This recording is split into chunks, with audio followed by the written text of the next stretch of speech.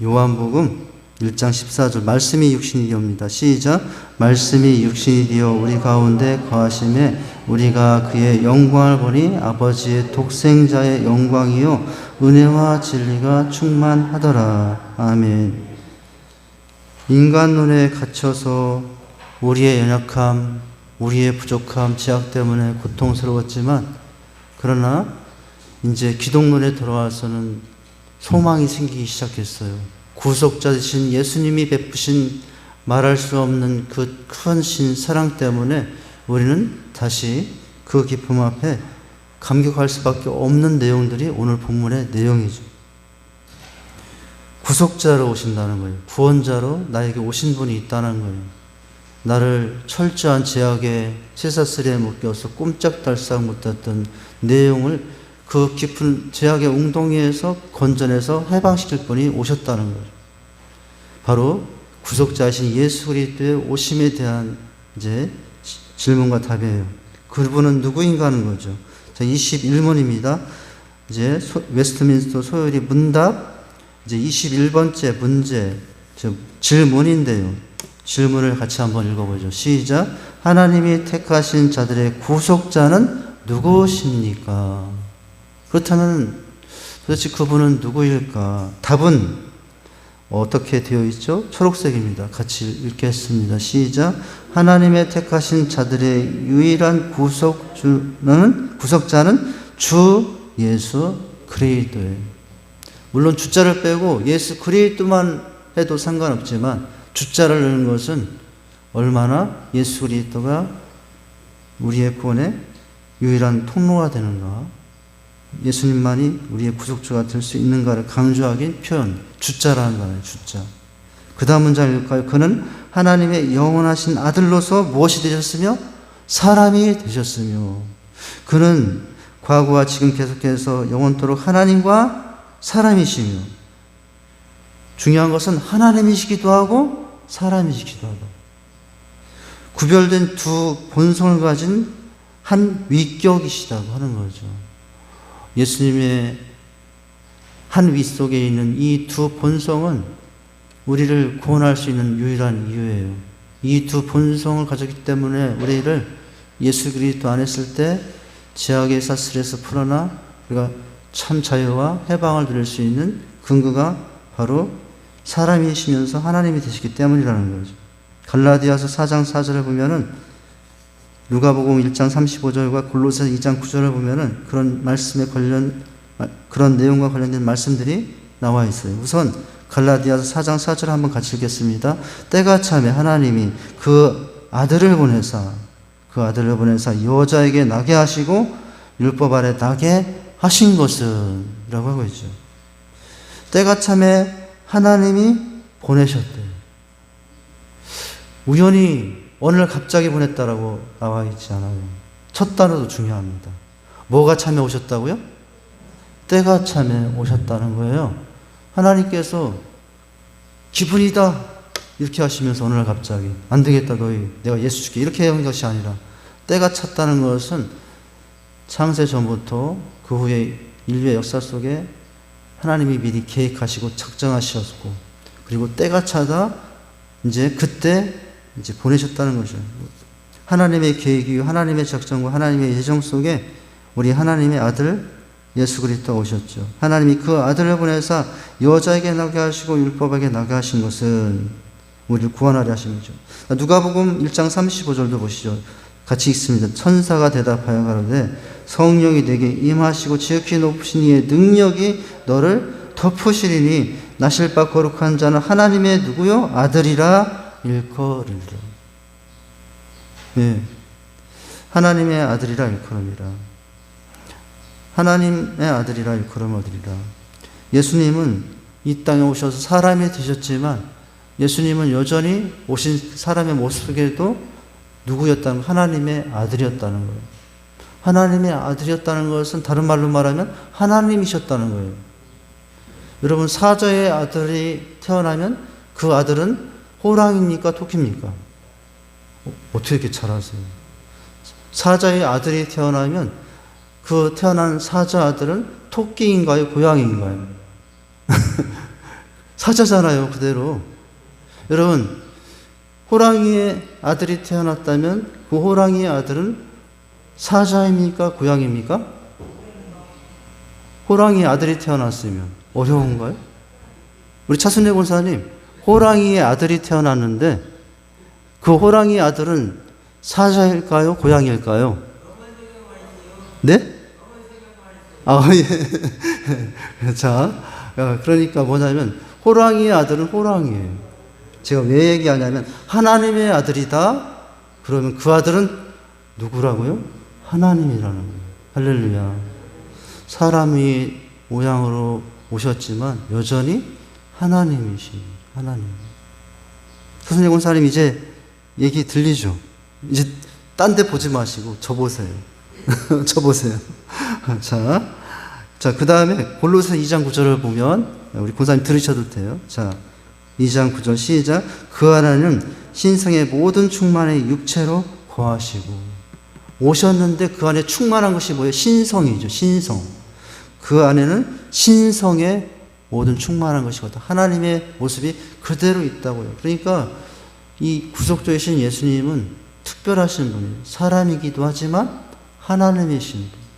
그러기 때문에 우리의 죄를 감당하실 수 있고 우리의 죄를 씻을 수 있었던 거죠. 그래서 자, 이제 첫 문장 보면 이렇습니다. 자, 읽으면 우리는 제20문에서 무엇으로 인해 비참함과 죄로 인한 비참함과 멸망 가운데 떨어진 인생들을 그냥 내버리지 아니하시고 은혜와 언약을 맺으시고 무엇으로 말미암아 구속주로 말미암아 구원해 주신 하나님의 은혜에 대해서 배웠어요. 오늘 제21문에서는 하나님께서 세우신 그 구속자에 대해서 가르쳐줘요. 자, 예수 그리스도가 오셨는데 그분은 첫째 1번 구속자이고 그 밑에 큰 글씨 2번 하나님의 영원한 아들이시요. 넘기시면은 자, 1번은 구속자예요. 두 번째는 하나님의 영원한 아들이시요. 넘기시면은 한 위에 무슨 본성? 두 본성을 가지고 계시다. 한 사람 안에 두 본성, 신성과 인성이 계셔요. 그래서 우리 주님은 내 죄를 대신 질 수 있고 질 수만 그 죄를 완전히 없앨 수 있는 것은 사람이면 없앨 수 없어요. 하나님이시니까 죄를 대신 졌을 뿐만 아니라 내 죄를 눈과 같이 치게 하실 수가 있었던 것은 두 본성이 계시기 때문에. 자, 이런 내용입니다. 크게는. 자, 이제 구속적으로 일본으로 돌아와서 첫 문장 보시면 이렇습니다. 하나님께서는 구속자로 예수 그리스도를 세우셨다고요. 예수를 그리스도를 세우셨다고요. 예수를 세우셨다고 하지 않고 예수 그리스도를 세우셨다는 말이 중요해요. 그리스도라는 말은 신약 용어라면 구약 용어는 메시아. 우리나라 말로 하면 구원자. 그죠? 예. 하나님께서는 구속자로 예수를 그리스도로 구원자로 세우셨습니다. 여기 구속이라는 말. 그러니까 여러분, 인류의 구속자는 오직 예수님 한 분뿐이에요.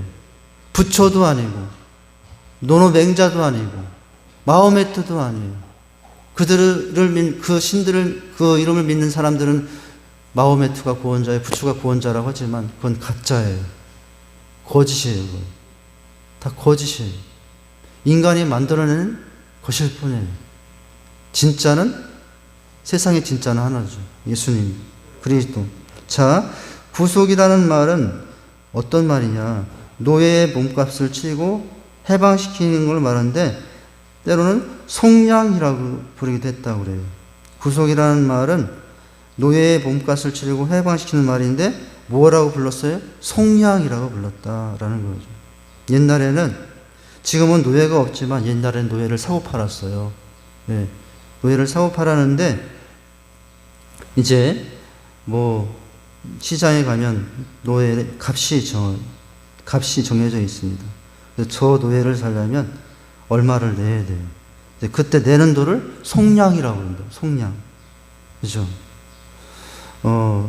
근데 여러분, 여기 노예라는 말은 인간에게 붙이면 우리는 무엇에 노예였을까요? 우리도 노예였어요, 사실은. 나도 노예였어요. 그런데 노예인 나를 사셨어. 노예인 나를 값을 지불하고 오셨어요. 노예인 나를 값을 지불하고 오셨는데 하나님께서 내신 액수는 얼마였을까요?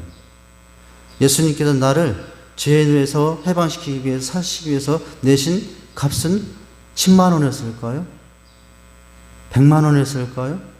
1000만 원이었을까요? 1억 정도는 돼야 되지 않나? 한 10억 정도는 돼야 되지 않나? 아니에요. 다 틀렸어요.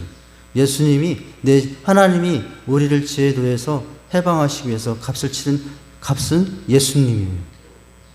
그래서 우리는 얼마짜리입니까? 맞아요. 우리는 예수님짜리 인생들이에요. 여러분, 실제로 인간의 몸이 얼마를 나올까? 이제 사람의 몸을 다 재료를 삼아서 비누도 나오고 머리카락도 나오고 뭔가 재료를 팔 물건을 만들잖아요. 몇만 원 안 나온답니다. 비누 한 장 나오고 머리카락 나오고 뼈 조각 나오고. 그래서 이 사람 몸값이 얼마냐? 몇만 원 안 나온대요. 예수님은 그러는데 여러분, 그 몇만 원 안 되는 우리를 영원한 당신의 자녀가 되기 위해서 몇만 원도 안 되는 우리 육신들을 구원하시기 위해서 얼마를 내셨어요? 예수님을 내셨어요. 우리는 그래서 예수님짜리 인생이에요. 차순영 원사님도 얼마냐? 1억 원도 안, 그럼 비교도 안 되는. 얼마예요? 예수님짜리예요. 할렐루야. 옆에 있는 분들에게 한번 인사해 주겠습니다. 당신은 예수님짜리입니다. 세상에서 가장 가치, 돈의 액수를 가장 큰 거를 말하면 경해 이런 것까지 하던데 그 이상도 모르겠는데 그것도 비교되지 않는 액수가 있는데 예수님짜리예요. 할렐루야. 자, 속량이라고 부르기도 합니다. 속량은 목값을 받고 종을 풀어주어 양미되게 함을 뜻합니다. 따라서 구속이나 구속자라고 할 때는 항상 노예 상태를 전제해야 돼요. 나도 노예였어요. 사단의 노예, 세상의 노예, 죄의 노예. 죄의 노예였어요. 일반적으로 사람이 자유롭고 노예 상태에 있지 않으면 구속자가 전혀 필요 없게 되는 거예요. 그런데 안타깝게도 여러분, 우리는 죄의 노예였어요. 죄의 사슬에 묶여서 꼼짝달싹 못하는 그런 인생들이었습니다. 그런데 여러분, 예수님이 오셔서 그 죄의 쇠사슬을 마치 타버린 죄같이 되셨어요. 그 쇠사슬이 예수님의 핏값에 의해서. 그래서 우리는 해방이 된 겁니다. 할렐루야.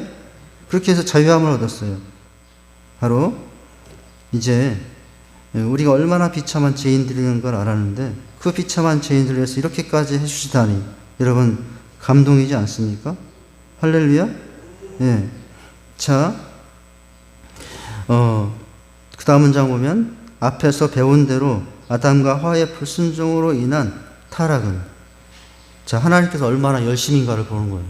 저는 여기 있는 아래의 문장을 나름대로 하나님의 열심이라고 정의를 했어요.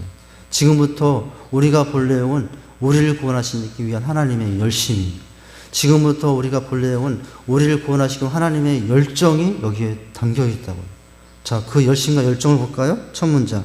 앞에서 배운 대로 아담과 하와의 불순종으로 인한 타락은 세상에 죄를 가지고 왔으며 그 죄의 결과 우리는 하나님의 진노와 그로 인한 비참한 지경에 떨어지고 말았어요.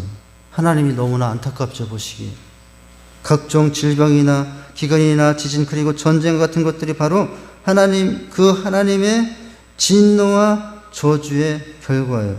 하나님의 진노의 저주의 결과로 이 땅에 임한 질병과 각종 기근 지진, 이 땅의 모든 여러분 이제 혼돈은 여러분 자연이 타락해서가 아니에요. 인간의 타락의 결과예요. 인간의 죄성이 가져온 엄청난 결과가 이 땅에 일어나고 있는 각종 질병과 지진과 기근과 혼란이 이것이죠. 자, 그 다음 장. 그 죄의 결국은 사람에게 있어서 영혼의 죽음과 육체의 죽음과 영원한 죽음, 세 가지의 죽음. 첫째는 영혼의 죽음, 둘째는 육체의 죽음. 여러분, 실제로 아담이 이런 죄를 지었자면 우리는 지금, 아담은 지금까지 살아있을 거예요. 근데 죄로 죽었죠. 영혼의 죽음, 육체의 죽음, 그리고 영원한 죽음이었습니다. 이런 저주와 진노의 결과로부터의 무엇을 해방을 얻는 길은 무엇일까? 그것은 누구나가 나타나서 우리를 구원해 줄 때 가능합니다. 그 누군가가 바로 구속자예요. 그 구속자가 바로 예수 그리스도예요. 하나님의 열심이에요.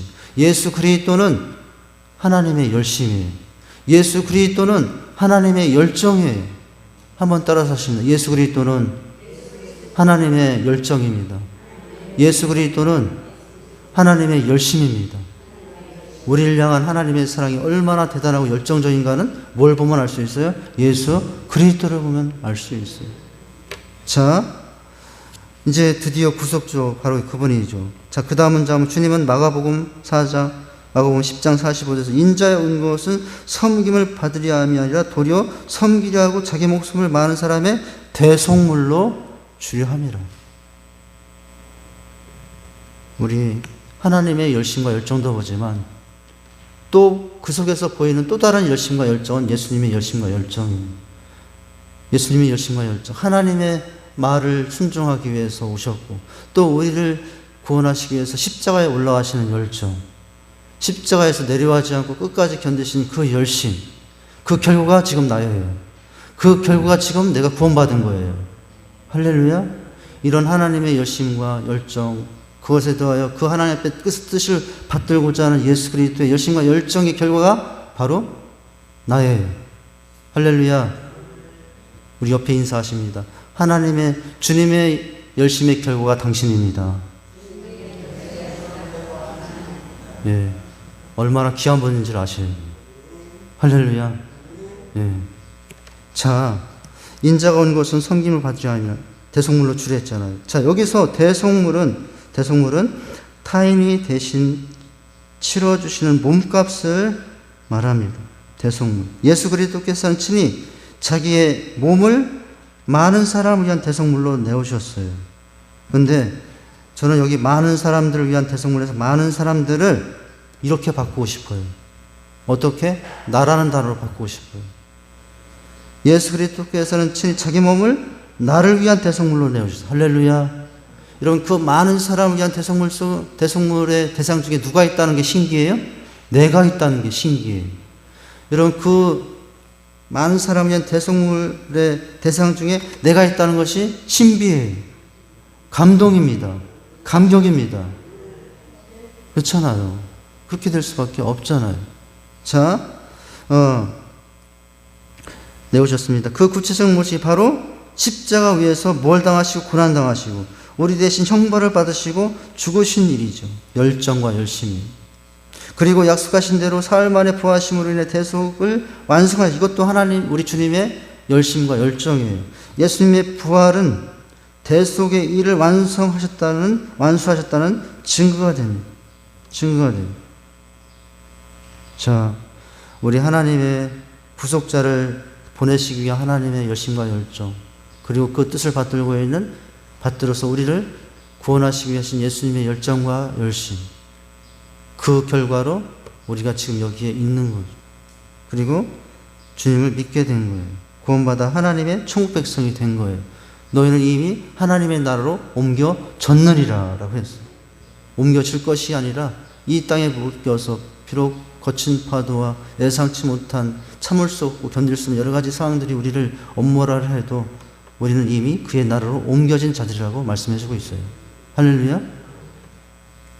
자, 부활하신 예수께서는 하늘에 오르셔서 부활하신 후에 하나님 우편에 앉으시고 거기서 성령님을 통해 사람들을 회개시키시고 새 사람이 되게 하시는, 지금도 하시고 계시다고요.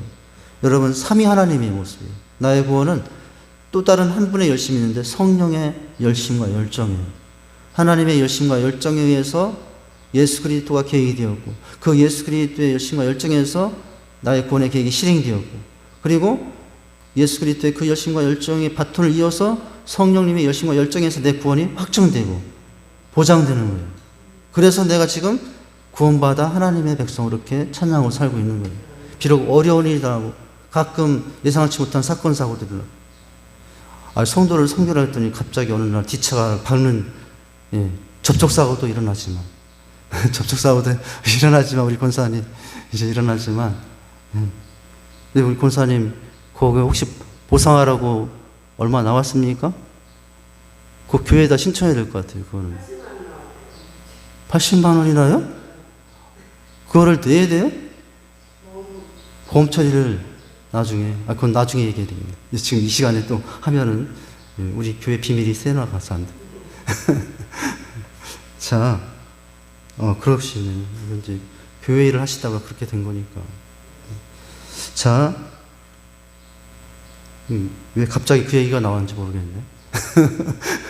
자, 어디 하다 말았죠? 어디인가요? 예.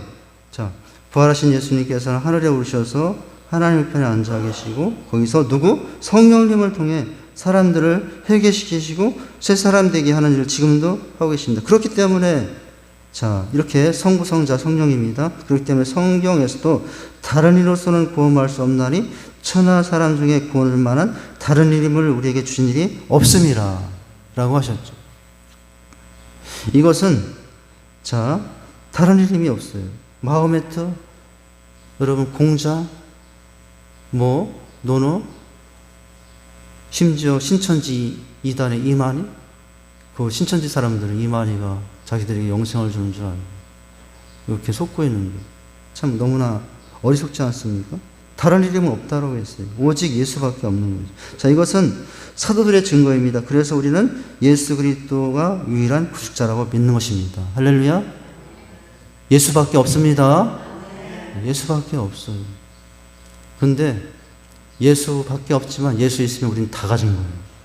예수밖에 없지만 예수 있으면 나는 모든 걸 가진 사람이에요. 그죠? 자, 이제 구속자에 대해서 살펴봤고요. 한 5분 정도 더 하면 되고, 시간이. 자, 영원한 두 번째는 누구냐? 영원한 하나님의 아들. 아까 사자의 아들은 고양이라고 그랬나요? 사자라고 그랬나요? 사자의 아들은 사자라고 그랬어요. 호랑이의 아들은 고양이랑 비슷하네. 아이고, 너무 귀여워. 너 고양이구나. 그게 아니고. 아무리 호랑이의 아들이 고양이 같아도 호랑이의 아들은 호랑이. 할렐루야. 하나님의 아들 예수. 여기 뭐 하나님의 영원한 아들이라면 그 아들 예수는 하나님이신 것이고. 자, 예수님이 하나님의 아들이시라는 말은 예수님의 신분이 사람이 아닌 하나님이라는 말과 같습니다. 참 신비하죠. 예수님은 영원한 하나님의 아들이십니다. 원래 자식은 부모가 있어야만 존재할 수 있죠. 자식은 당연히 부모보다 나중에 태어납니다. 이런 인간의 세상 생물학적인 원리를 신론에 대입하면 하나님의 아들은 구속자가 존재하지 않는 때가 있었다는 논리가 근데 이게 지금 잘못됐다는 얘기예요. 이게 지금 잘못됐다는 얘기예요. 자, 그 다음 문장 보면 시간이 저기 때문에 바로 넘어가면 이렇게 생각한 이단이 바로 이단이 주 4세기경 아리우스였다고 그래요. 그는 성부 하나님은 스스로 존재하며 불멸하시는 분이지만 성자 예수님은 성부 하나님과는 달라서 성부 하나님과는 본질적으로 다른 성부 하나님의 가장 뛰어난 피조물. 잘못했다고요. 예수님은 피조물 중에 예수님이 만드신 피조물 중에 최고의 인간이다. 여러분, 그것도 대단한 칭송이잖아요. 인간 중에 최고의 인간 예수. 대단한 칭송이잖아요. 그런데 그것은 전혀 성경적이지 않다고요. 그건 이단 세상이라고요. 예수님은 하나님의 피조물 중에 최고의 인물이 아니라 예수님은 하나님의 아들이며 즉 반드시 하나님이시라는 거예요. 자, 이 이단 사상이 어디에서 교정이 되냐면 니케아 공의회 주 35년. 자, 니케 공의회가 아리오스의 이런 주장. 예수님은 피조물 중에 하나다. 여러분, 여호와의 증인이 이런 사상을 가지고 있어요. 여호와의 증인이 오잖아요. 그러면 예수가 하나님이시죠? 그러면 그냥 가요. 여호와의 증인을 대적하는 가장 좋은 방법은 예수를 믿으십니까? 물어보면 돼. 대신 우리를 보고 이제 구원받으라고 하면은 여호와의 증인에게 뭐라고 하면 예수 믿고 구원받으세요 하면 돼요. 왜냐하면 그들은 예수를 하나님으로 인정하지 않고 피조물로 인정하기 때문에 그래요. 자, 이제 어디에서 수정이 됐어요? 니케아 공의회가 이런 아리오스 주장을 다른 자들의 이단으로 정죄했으나 그 후에도 명맥을 유지하다가 현대일서는 여기 나오네. 유니테리언주의자들과 여호와의 증인들의 가르침 가운데 되살아나는 것이에요. 구속자 예수님은 시간을 초월하여 살아계시며 시간이 만들어지기 전부터 영원히 누구와 함께 성부 하나님께 하셨던 그분의 아들 하나님이셨습니다. 할렐루야. 바로 여러분 예수님이 얼마나 귀한 분인가를 아셔야 돼요. 하나님이심에도 불구하고 나 때문에 사람이 되셨어요. 내 죄 때문에 사람이 되셔서 그 죄를 감당했어요. 예수님이 신성과 인성이 다 있어야 십자가가 구원의 도구가 될 수 있는데 왜요? 인간이셔야만 내 죄를 감당할 수 있어요. 신이면 감당할 수 없어요. 인간이 되어서 연약한 자로 계셔서 내 죄를 감당할 뿐만 아니라 그 십자가 거기까지만 50%고 또 인간이 되셔서 감당하실 자격이 주어졌고 하나님이시기 때문에 죄에 달려서 흘리신 그 보혈이 우리의 죄를 완전히 없애는 이제 은혜가 될 수 있었던 거예요. 할렐루야. 바로 이런 예수님의 신성과 인성이 얼마나 중요한가. 그러니까 성부, 성자, 성령 하나님을 기억할 때 예수님은 하나님의 아들 인간 정도로 우리가 그렇게 오해하고 평생을 예수 믿어도요 그렇게 예수 믿는 분들이 있을 수 있다니까요. 이제 우리가 그것을 잘 주의해서 구분하고 우리의 구속주 바로 하나님의 아들이요 하나님이심에도 불구하고 나를 찾아오셨다. 그 모습이 바로 무엇이다? 우리를 향하신 하나님과 주님의 성령님의 열정과 열심이다. 할렐루야. 그런 믿음으로 우리 성부, 성자, 성령 하나님과 함께 우리의 부족함 가운데서도 이끌어진 그 은혜 속에서 비록 힘들고 어려워도 한 걸음 한 걸음 우리 하나님과 성부, 성자, 성령 하나님과 함께 믿음의 길을 한 걸음 한 걸음씩 갈 수 있는 저와 여러분 될 수 있기를 주님의 이름 축원드립니다. 기도하겠습니다. 하나님 아버지 주님의 은혜와 사랑을 감사드립니다. 죄의 사슬에 얽매여 참으로 그곳에서 구원받을 수 없는 어둠의 자식들이었습니다. 그 쇠사슬에 묶여서 고통과 심상 가운데 영원한 절망 가운데 살던 우리였지만 그러나 그 깊은 어둠에서 우리를 건져내시기 위해서 하나님이심에도 불구하고 사람이 되어 이 땅에 오신 주님 때문에 우리는 구원받은 주님의 자녀들로 살고 있는 줄 믿습니다. 아버지 하나님, 구속자 되신 예수님의 은혜가 얼마나 큰 것인가를 기억하고 아버지 하나님 주님께 찬양과 영광을 돌리며 우리가 변함없는 주님을 사랑하는 사람들로 살아가는 자들이 다 되게 하여 주시옵소서. 예수님 이름으로 기도하옵나이다. 아멘.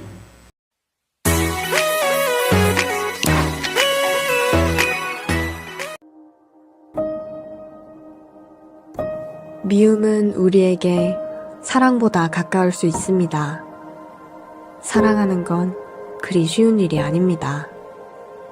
그러나 미움은 우리 삶에 경계병을 세우지 않으면 금방 마음속을 점령합니다. 어떤 분은 미움을 사랑의 변종이며 사랑이 그 방향과 모습을 달리한 것뿐이라고 말하기도 합니다. 정말 그런 것일까요? 그러나 분명한 것은 있습니다.